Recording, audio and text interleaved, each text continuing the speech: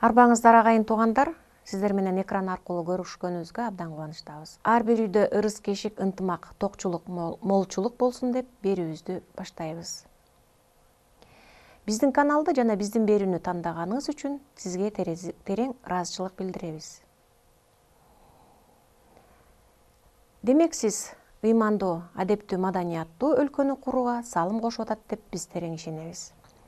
Быйылкы ыйман адеп маданият жылына арналган Нарктуу коом долбоорунун алкагындагы Энелер мектебинин турмуш сабактары сиздердин назарыңыздарда. Өткөн сабактарда биз умайчылык жөнүндө кеп кылганбыз.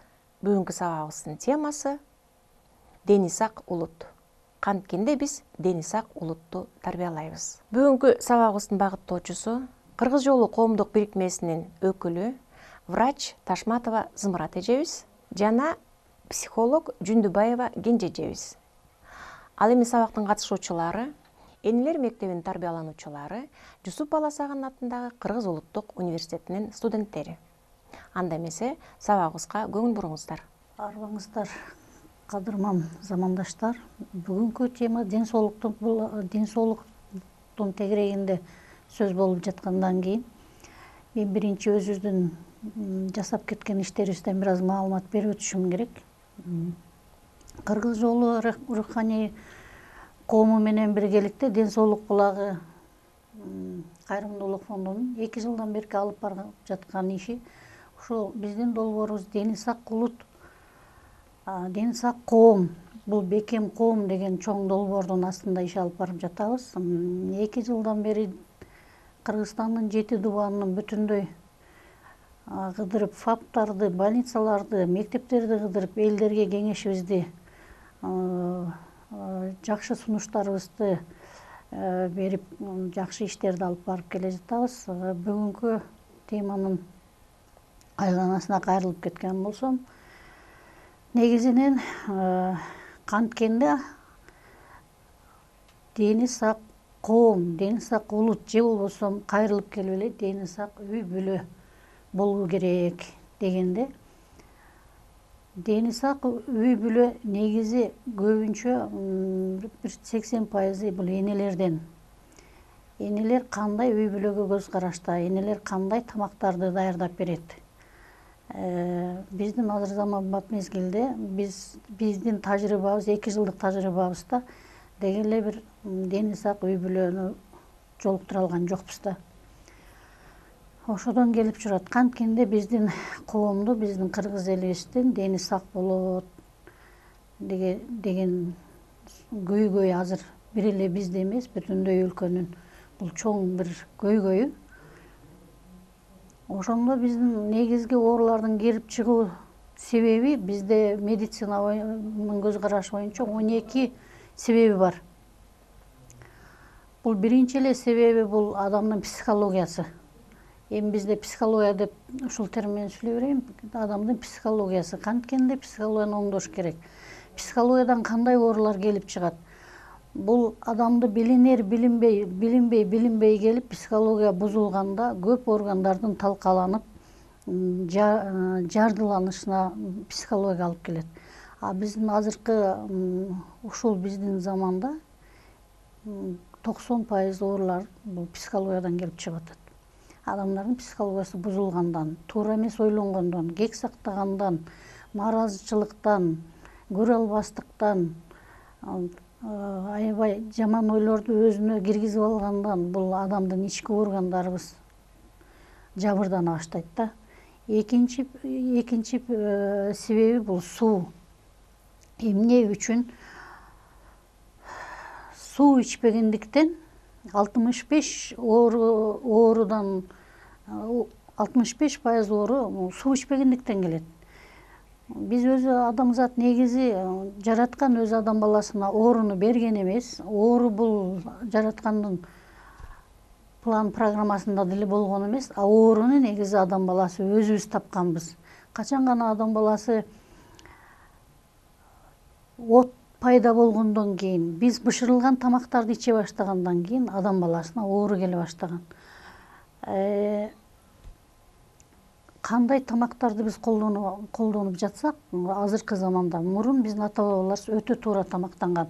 50% бышырылган болсо, 50% чийки тамактарды колдонушкан. Азыркы заманда биздики өтө туура эмес жолго түшүп алдык. Көбүнчө тез бышырылган тамактарга тез бышырылган тамактарды көп колдонуп атабыз. Сууга кайрылсак, суу негизи бул кыргыз айтып келген, суу бул адамдын өмүрү. Суусуз эч бир жашоо жок. Суу менен бүтүндөй ааламда кандай нерсе болсо суу менен тазаланат. Суу адамга жетишпегендиктен баш оору пайда болот, ич катуу пайда болот. Дисбактериоз деген оору келип чыгат. Суунун жетишпегендигинен биздин клеткаларыбыз жардыланат. Суунун кызматы денедеги кан тамырлар аркылуу денеге кислородду жеткизип турат. Жана ошондой эле суу аркылуу биздин мээбиз дайыма 75% адам баласынын денесинде суу дайыма туруш керек. Бул деген зат алмашуу системасын тездетип берет.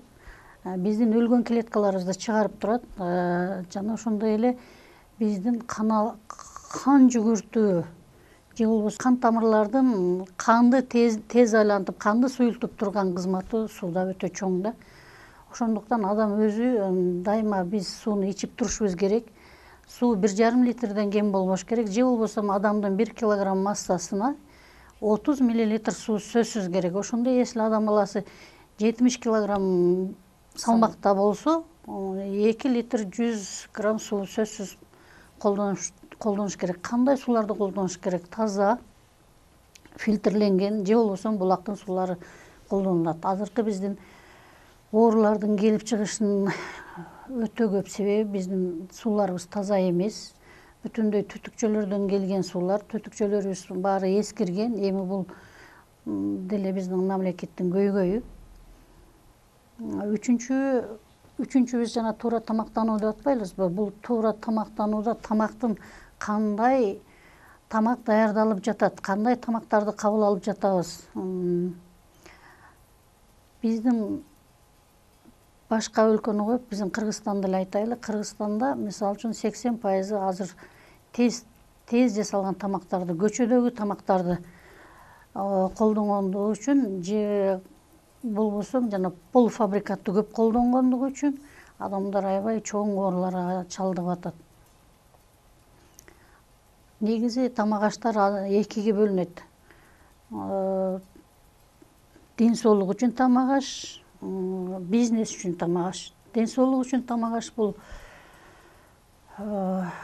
жер жемиштер, сүт азыктары, эт азыктары, баягы эле биздин ата бабабыз колдонуп келген дандар, биздин ата бабабыз колдонуп келгенде илгертен баягы өнөкөт эле тамактардын баардыгы бул ден соолук үчүн. Ал эми бизнес үчүн тамактар булар жанагы шаурма, гамбургер дегендер, пирожки дегендер, көчөдөгү тез сатылып жаткандар, печеньелер, конфеттер булар бизнес үчүн тамактар. Булар жанагы суусундуктар, шире суусундуктун түрлөрү, булардын баардыгы биздин организмге зыян келтирүүчү нерселер. Тилекке каршы ушул бизнес үчүн даярдалган тамак азыктар бизде көп колдонулуп атат. Төртүнчү себеби бул мите курттар. Бул мите курттарга кайрылсак, азыр жана айтып кетпедимби, Кыргызстандын 7 дубанын кыдырып келгенде ушул көп айылдарда, көп мектептерде бүтүндөй эле 100дөн 1-2-3 адам мите курту жок болгон болсо, калганы бүт эле мите курт. Биздин Кыргызстанда негизи жылына 2 жолу жаз-күз ушул куртка каршы профилактика жүрүп турса болмок, бирок андай жок экен. Ушу мите курттан канткенде арылабыз дегенде негизи бул тазалыкты кармаш керек. Мите курт кайдан келет? Суунун киринен келет, гигиеналыкты кармагандан келет, жер жемиштерден келет. медицинский воздушно капельный түрдө келет. Ушулардан арылыш үчүн адам дайыма таза жүрүш керек, көчөдөгү тамактарды жебеш керек, жана эле кайрылып кеттим, таза суу ичиш керек. Жаз, күз бул сөзсүз мите курттардан арылууга өздүк гигиенаны сакташ керек экен. Өздүк гигиенаны көбүнчө сакташ керек. Адамдардын өзүнө байланыштуу экен бул себеп. Бул ар бир адамдын өзүнө байланыштуу да. Андан кийинкиси кыймыл. Кыймыл деген бул жанагы эле биздин физкультура. Мисалы үчүн биздин ата бабабыз 70-80% кыймылдап, 20-30% тамактанган болсо, биздин азыр заманбап мезгилде наоборот, тескерисинче 70-80% биз жейбиз дагы, ичип жейбиз дагы, 20% кыймылдайбыз. Ошон үчүн биздин булчуңдарыбыз, сөөктөрүбүз, муундарыбыз өзүнүн кызматын аткара албай калат. Анан бул муундар бошойт, терилерибиз жалбырайт. Иши кылып бул кыймыл бизге сөзсүз керек нерсе. Бешинчиси бул стресс. Стресс дегенде бул өтө чоң нерсе. Оорунун жана башында айтпай кеттим, оорунун 74% бул тамактан келет, 8% тукум куучулуктан келип атат, 6% экологиядан келип атат. Ошондо биз эмне менен күрөшүшүбүз керек биз азыркы заманда? Айтып көргүлө. Ден соолугубуз чың болуш үчүн, өмүрүбүз узун болуш үчүн. Ошондо биз туура тамактануу менен күрөшүшүбүз керек да. Туура тамактануу бул 74% түзүп аткандан кийин азыр адамзаттын, бир эле Кыргызстан эмес, адамзаттын бул көйгөйү туура тамактанууга өтүү. Экология бул 6% түзөт. Негизи бизди көпчүлүк эл айтат, Кыргызстандын абасы таза деп. Жок, андай эмес. Дүйнөлүк статистика боюнча биздин Кыргызстан кирделген шаарга кирет. Себеби бизде автомобилдер өтө көп, машиналар көп. Биздин ар бир 500 метрде бензин колонкалар бар, заправкалар бар. Булар дагы бизге өтө зыянын келтирип турат. Анан тесттер дагы бизде заманбапка ылайык эмес. Баягы эски эле тесттин эмеси менен шаарларыбызда аябай биздин агып аткан суубуз дагы кирделген, жутуп аткан абабыз дагы кирделген. Ошон үчүн экологиядан дагы келиши мүмкүн оорулар. Андан 6-чы себеби медициналык жолу дегенде, баягы биз ооруганда биз доктурларга сөзсүз кайрылабыз. Доктурлар оорунун келген себеби менен күрөшпөстөн ошол эле оорунун өзүнө дарыларды бере берет. Ал дарылардын көпчүлүгү бизге пайда келтирген болсо, көпчүлүгү зыян келтирет. Эмне себептен дегенде, ал баягы острый период деп коет да бизде. Острый периоддо бул айыктырат дагы, өнөкөт ооруга чалдыктырат кайра эле. Ошон үчүн бизде азыркы келип жаткан дарылардын көпчүлүгү туура эмес. Канчалык көп дарылар келген сайын бизде ушул дарылардын негизи келбегени деле жакшы болмок Кыргызстанга. Бул өзүнчө чоң көйгөй тема. Негизи бул дарылардан азыркы убакыттарда көптөрүнүн боорулору көп ооруйт, бөйрөктөрү көп ооруйт. Эмне дегенде, сиңими жок. Бул деген химиялык заттардан жасалган. Химиялык заттардан жасалгандан кийин биздин боорулорубуз, ичегилерибиз, бөйрөктөрүбүздүн оорусуна бул деле көп зыянын тийгизет. Если ар бир темага кайрылып кетсек, бизде өтө чоң тема негизи. Кыргызстанда биздин тажрыйбабыз боюнча Кыргызстанды биз кыдырып көрдүк. Эң көп эле региондордо, мисалы үчүн Ысык көл областына барган болсок, Ысык көлдө көбүнүн жүрөк кан тамырлары. Ош регионунда болсом көпчүлүк эле өтө ичегилери ооруйт. Канткенде биздин элибиз дени сак болот. Канткенде биздин элибиз дени сак улут, дени сак коом болот дегенде, кайра эле биз кайрылып келебиз. Дени сак үй бүлө болуш керек. Дени сак үй бүлө болуш үчүн ошол үй бүлө мен балалуу болом дегенде мурун эне даярданыш керек экен. Биздин дени сак коом болуш үчүн эне бала төрө электе даярданыш керек. Ошол эненин ден соолугун чыңдаш керек. Организмге макро, микроэлемент, витаминдерди толтуруш керек, күчтүү болуш керек. Ошол эне гана күчтүү баланы жарата алат. Күчтүү бала жаралса, биздин ар бир үй бүлөгүдө ошондой күчтүү балдар жаралган болсо, иммунитети күчтүү, ден соолугу чың балдар төрөлгөн сайын биздин коом дагы ден соолугу чың болот да. Анан азыркы биздин кыздарыбыз, жаштарыбыз көбүнчө көчөдөн тамак жеп атышат, көчөдөн ичкен суулары дагы жанагындай химикаттан жасалган сууларды ичип атса, анан булар каяктан ден соолугу чың болот? Маалыматты көп бериш керек, туура тамактанууну маалыматын өтө көп бериш керек болуп атат. Маалымат болбосо билбейт да, булар колдоно берет. Негизи маалыматты көп бериш керек. Жакшы, бул биздин азыркы угуучуларыбыз, болочок энелерибиз тим эле кайсы бир деңгээлде маалыматы бар, билишет, бирок ошол эле учурда жасабайт, аны аткарышпайт. Сиз жана туура айттыңыз, туура тамактануу деп. Тез даяр болгон тамактарга көбүрөөк ыкташат. Анан биздин айымдарыбыз дагы баягы жалкоолук менен, жанагы баштыкка салынган, синтетика, же жанагы духовкаларга салып койсо бышып калган, кайнак суу куюп койсо даяр болуп калган эле пакеттеги нерселерди жегенге көнүп калбадыкпы? Көрсө, сиз ошол эң биринчи себеби бул туура тамактаныш керек экен да. Ошо туура тамактанганда дагы эне кандай тамак даярдап берди? Бир энеден бир үй бүлөнүн ден соолугу көз каранды да.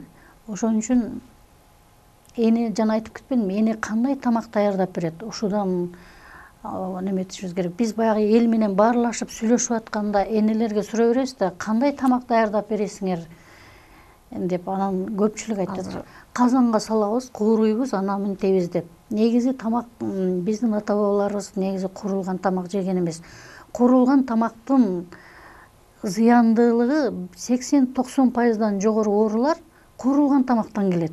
Куурулган тамакты жебеш керек негизи. Эми баягы ушундай эле сагынып кетип атса, бир жумада бир даярдап коюш керек. Негизи ден соолукка эң пайдалуусу бул кайнатылган, дымдалган, парга бышкан тамактар өтө пайдалуу. Биздин кыргыз эли негизи эт биринчи орунда биздики эт болгон. Себеби биз тоолуу, суук чөйрөдө жашагандыктан кыргыз эли туура этти көп жеген. Бирок этти жегенде кыргыз эли дайыма жанында сүт азыктары болгон, кычкыл сүт азыктары деп коет. Бул айран, кымыз, бозо, курут, жарма дегендер, булар этти жегенден кийин булар сөзсүз ошону ичкен. Ошондо биздин организм жана зат алмашуу деп атпайбызбы, же болбосо тамакты сиңирүү пайдасы өтө пайдада. Ошон үчүн философиясы жок эле, доктор науктары жок эле, кыргыз муну билген да. Кыргыздын тамагы өтө туура. Биздин максатыбыз негизи кыргыз эли кайра өзүнүн унутта калган тамактарына кайтуу. Жана эт деп атпайсыңбы? Эт бул белокко кирет. Кара кесек эттер булар белок деп аталат. Майлар булар углеводдорго кирип кетет. Ошон үчүн бул майдын жогу дагы жаман, бары дагы жакшы. Бирок ошону бир күндө адамдын денесине канча эт керек, ушуну билиш керек. Бир күндө мисалы үчүн адам азыркы биздин заманда бир күндө биздин кыймыл аракетибизге жараша 50 грамм эт керек. Биз туура эмес тамактанабыз. Ошон үчүн этти алмаша турган белок, бул бизде медицинада белокту экиге бөлөбүз. Животный происхождение, растительный деп коет, же болбосо өсүмдүк. Өсүмдүккө жана сен туура айтып кеттиң, бурчактар кирет, нокоттор кирет, горохтор кирет, гречкалар, булардын баардыгы ушу белок заменители, белокту алмаштыруучу растительный жагы да. Май деле ошо растительный, животный деп коет, же болбосо ошо эттин майы, анан өсүмдүк майы болуп. Эттин майы жаныбар майы дагы бизге керек. Бирок аз канча адам кыймылдаса өзүнүн кыймылына жараша колдонуш керек. Өсүмдүк майы деле өзүнүн өлчөмү бар да. Бир күндө канча тамактаныш керек, кандай белокторду беришибиз керек, кандай углеводдорду беришибиз керек, макро микроэлементтер деп атабыз, витаминдер деп атабыз. Күнү бир сутка деген бир суткада адам баласына канча керек, ушунун баардыгы бизде маалымат бар. Негизи биздин 16 сааттан турган темабыз бар, ушунун баардыгы ушуга кирип кетет. Бул кыздардын арасында болочок психологдор отурушат. Сиз жанагы башында айтып аттыңыз, 11% бул акыл эске байланыштуу, психологияга байланыштуу да. Биз да сабактан өтөбүз. Ошо Американын окумуштуусу Энтони Бюзен муну илимдий жактан далилдеп тастыктаган экен да. Жанагы сиз айтып аткан терс сапаттардан арылмайынча биздин ден соолугубуз дагы жакшы болбойт экен. Ошол эле ушак сүйлөгөн, ушакты көп айткан айымдарыбыз дагы тиштери эрте түшөт экен. Туура. Же болбосо баягы бирибизге көз артып, бирибизге жаман бир нерселерди каалап, буттосуп, ушундай ич тардык кылсак дагы, бизде ич тардык биринчи орунда турат. Ошол дагы бир жаман ооруларды, жанагы жаман оорулардын атын айтпайт го. Ошол жаман ооруларды да алып келет экен да. Ооба, туура эле. Негизи мындай да, адам баласы руханий жактан жардыланганда, анан физический денеге келет оору. Бизде медицинага барабыз дагы, биз физический денебиздеги качан гана жардыланып, бир органыбыз ооруп калганда гана барабыз да. Негизи адам баласы руханий жактан жардыланып, оору качан сен ушак сүйлөгөн күндөн башталат. Же болбосо көрө албастык, же болбосо бирөөгө таарынган күндөн уже сенде оору башталды. Биз аны сезбейбиз да. Биз качан гана биздин органдарыбыз талкаланып, уже ооруй баштаганда анан биз доктурга жөнөйбүз. Негизи доктурга барсак, доктур биздин ошол эле ооруган эле органды карап коет дагы, ошого эле назначение берип коет, ошого эле басымда, ошого эле ылайыктуу берип коет. Түпкү негизи өзөгү каерде жатат? Дагы эле биз баягы психологияга келебиз да. Адам баласы негизи такыр оорубайын, ушул оорудан арылайын, менин үй бүлөм оорубасын, менин бала чакам өнүп өссүн, ден соолугу чың өссүн десе, ички ойду оңдошубуз керек, ички ойду тазалашыбыз керек. Маалымат бере кетсеңиз, себеби дегенде сиз азыр айтып өтпөдүңүз, медик катары ар бир врачтын көз оору өзүнчө, врач баш ооруунуку өзүнчө, нервтик өзүнчө дегендейчи, ошолор эмне үчүн бөлүнүп калынган? Бул кандайдыр бир акча табуунун, бизнестин бир түрүнө айланып калганы менен чектелген жокпу? Жок, бул негизи мунун түбүн изилдеп келгенде бул биздин Западтын закону, Западтын мыйзамы менен келген. Биз баягы СССР болгондон кийин биз ошол системада калып кеткенбиз. Чыгыш тарапта, мисалы үчүн Японияда, Кытайда, Тибетте доктурлар, анан Западтын өлкөдөн мына Германиялар, Австриялар башкача көз карашта. Биринчи алар психологиясын карайт. Адамдын психологиясын, ошол түбү негизин издейт да. Андан кийин назначение бере баштайт. Же болбосо ошол адамды байкап калдыбы, психология жактан жардыланып, бир жерден неме ооруп келди. Бул ошол түз эле айтат, бар сен муну экстрасенске бар. Же болбосо муну чөп менен дарыланганга бар. Анан өзүнүкү болсо ал өзү лечение кылат. Бизде андай эмес, бардыгы бизде али жете элек. Бизде бул метод жете элек. Жанагы көз оору, баш оору деп бизде бөлүнүп атпайбы, терапевт, психолог ал бул деп. Бул бизге СССР тиги Западтан алган ошол система менен эле биз жаңыртпай эле, эчтекеге жаңырылбай эле иштеп келе жатабыз да. Түбүн изилдеп көргөндө биздин мамлекет ата текке, түпкү ата бабалардын методуна кайрылганда биздики туура болмок. Себеби Кыргызда ысык суук деген эле оору болгон. Андан башка оору болгон эмес. Ысык суук деген бул жанагы эле бизде орусча айтып койгондо кислотно-щелочный баланс деп коет да. Ошо кислотно-щелочный баланс же болбосо ысык суубуз дайыма бир калыпта, бир теңдикте турганда адам оорубайт. Адам качан гана ооруйт? Же ысык ашып кеткен, же суу ашып кеткенде. Теңдиктен бузулганда, баланстан бузулганда адам ооруп калышы мүмкүн. Ана психологиялык жактан алганда да айтып өтпөдүңүзбү? Ысык жана суук деген оору болгон депчи. Жанакы сууктап калганда адам бирөөнү жаман көрүп, терс өзүндөгү сапаттар күчөп кеткенде, ошонун жагында айтып өтсөңүз, анан кийин ысыктап калганда баягы көрөл бастык, ичи тардык, ичинде бышып кеткен менен салыштырсак кандай болот? Негизи бул өтө чоң илим. Бизге азыр информационный кылым доор болуп аткандан кийин азыр бүт эле жана Луиза Кей, Синельниковдордун китептерин алып окусаңар, ошол жерде бүт баардыгы өтө терең берилген. Кайсы бир органың ооруп калган болсо, ошол жерде баардыгы бар. Бүгүн эмне сенин көзүң ооруп калды? Значит, бирөөнү жаман карап койдуң. Же көрө албастык кылып койдуң дегендей. Эмне үчүн бүгүн менин бир колум ооруп калды?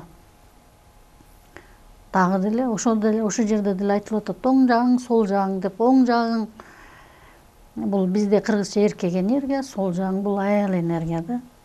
Же болбосо оң жагың, оң бутуң ооруп калдыбы, значит, бүгүн сен туура эмес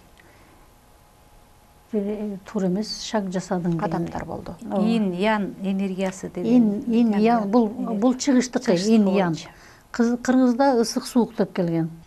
Сиз митек урттар жөнүндө айтып кетпедиңизби? Ошо митек урттарды дары-дармеги жок эле мындай кантип дарылап алдын алса болот? Алдын алуу бул жана айтып атпаймынбы, жаз мезгилде, күз мезгилде митек курттардын аябай күчөйт. Ошол мезгилдерде адам сөзсүз медицинский сөз менен айтканда профилактика кылып өтүш керек деп атпаймынбы.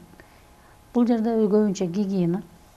Андан кийин биздин если эгер силер тамак тиги аптекадан барып ошо митек курттарга каршы дары ичкеңер келбесе, жөн эле биздин өзүбүздүн чөп жарыларыбыз бар.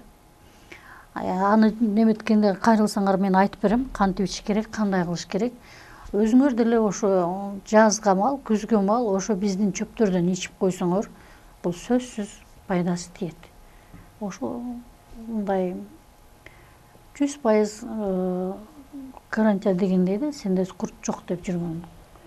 Себеби чоң мамлекеттерде бул бекер эле өзүнүн элине жаз күз сөзсүз митек курттарга каршы дарыларды берип, өзүнүн элине кам көрүп турат. А биздин Кыргызстанда бул нерсе жок.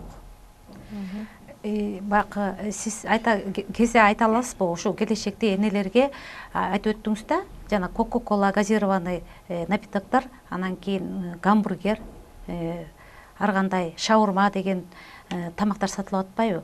Кескин түрдө жебегиле деп айтканга болобу?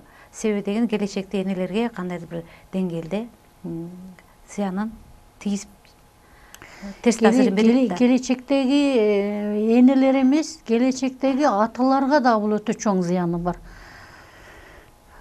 Кескин түрдө биз азыр ушуга үндөп кетсек болот. Себеби буну западный өнүккөн өлкөлөр тактап бүттү. Булар азыр өтө күрөшүп атат. Азыр Бельгия өтө күчтүү иштеп атат. Туура тамактанууга 100% эли өтүп бүттү туура тамактанууга. Эмне үчүн болбойт? Биз келечектеги муундарыбыз ден соолугу чың болсун десек, ден соолугу чың адам ойлонуу системасы да күчтүү болот, сергек болот, зерикчелдик жок болот, дилгир болот. Ошон үчүн бизге ошондой болочокто биздике ошондой адамдар керекпи? Биздин коом ошондой болуш керекпи? Биз дени сак улут, дени сак коом, дени сак үй бүлө деп атпайлыбызбы? Раз биз өлкөбүздүн дени сак улут болуш үчүн күрөшө турган болсок, муну ар бир үй бүлөдөн баштай турган болсок, ар бирибизге керек да бул. Муну ачык эле коркпостон айтып чыгууга болот. Эмне үчүн болбосун? Муну ушул суроону, ушул көйгөйдү ушу депутаттарга чейин жеткизсек болот. Азыр бул студенттер өздөрүнүн шартына жараша уялбай этпей эле жарманы ичип жүргүзсө, даярдап алып чиши өсмөдөн айрандан кошуп, айран сүт деген бизде Кыргызстанда Кудайга шүгүр таза табигый тамактарыбыз өтө эле көп. Баягы сиздерге айтып кете турган нерсе, ушуларга эле басым жасап, сырттан келген бизнес үчүн биздин денебизге талкалоочу, зыян келтирүүчү тамактардан алыс болсок деген нерсени үндөп кетсек болот да. Сөзсүз, албетте үндөсө болот. Биздин Кыргызстанда даярдалган тамактардан мисалы шоро өтө жакшы тамак жасап чыгарып, суусундуктар чыгарып атат. Биздин Кыргызстандан эле өзүбүздүн эле жанагы базарга баргандагы эле сүзмөбүз не деген тамак бул? Өтө таза. Кыргызстандын сүт азыктары өтө күчтүү, өтө таза. Жанагы биздин жармалар жай келгенде баардык жерде сатылып атат. Булар өтө таза. Жарманын өтө пайдасы чоң. Биздин ичегилерибизди иштетип берип турат. Ичегилерибизге ферменттерди, флораларды түзүп берип турат. Бул жарманын өтө чоң пайдасы көп. Деги эле жана айттым го, биздин унутта калган кыргыздын тамактарына эле кайтсак, биз көптөгөн оорулардан жөн эле арылабыз. Демек, жыйынтыктап айтканда, биздин ден соолугубуз биздин колубузда. Ар бир адамдын ден соолугу биздин өзүбүздүн колубузда.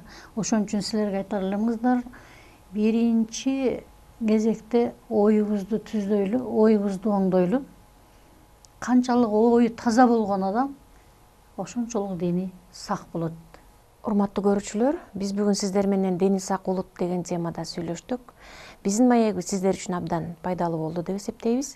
Келиңиздер, оюбузду таза кармап, денибизди таза алып жүрөлү. Келерки аптада жолугушканча сак саламатта болуңуздар.